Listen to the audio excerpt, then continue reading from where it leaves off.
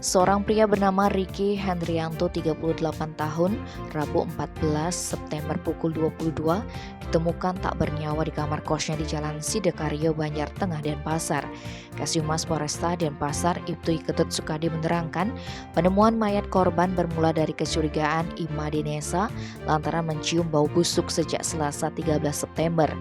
Semula diduga bau busuk tersebut bersumber dari bau sampah. Namun keesokan harinya sekitar pukul 18, bau tersebut semakin menyengat dan bersumber dari kamar korban. Saksi Nesa lantas menghubungi penjaga kos bernama Dewi dan diteruskan ke pemilik kos Made Wijaya. Kemudian suami Dewi bersama Made Budiarta menghampiri kamar Ricky. Pria itu menggedor-gedor pintu kamar korban tetapi tidak ada jawaban.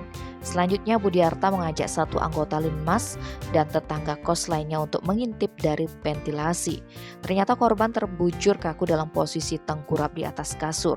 Budiarta menyampaikan perihal tersebut kepada Kadus Banjar Tengah Sidekarya, Komang Triadi Darmawan, dan dilaporkan ke pihak berwajib.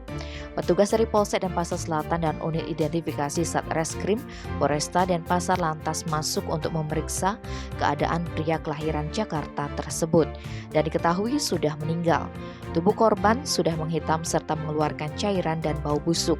Dari hasil pemeriksaan tim identifikasi, tidak ditemukan tanda-tanda kekerasan di tubuh pria yang beralamat di Jalan Pulau Moyo, Banjar Manesa, Pedungan itu.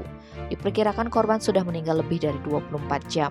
Namun belum diketahui penyebab pasti meninggalnya sehingga jenazah Ricky dibawa ke RSUP Prop Ngurah untuk pemeriksaan lebih lanjut.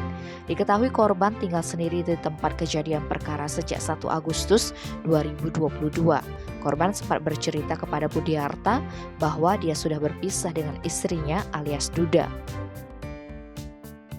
Tim Bali Express melaporkan.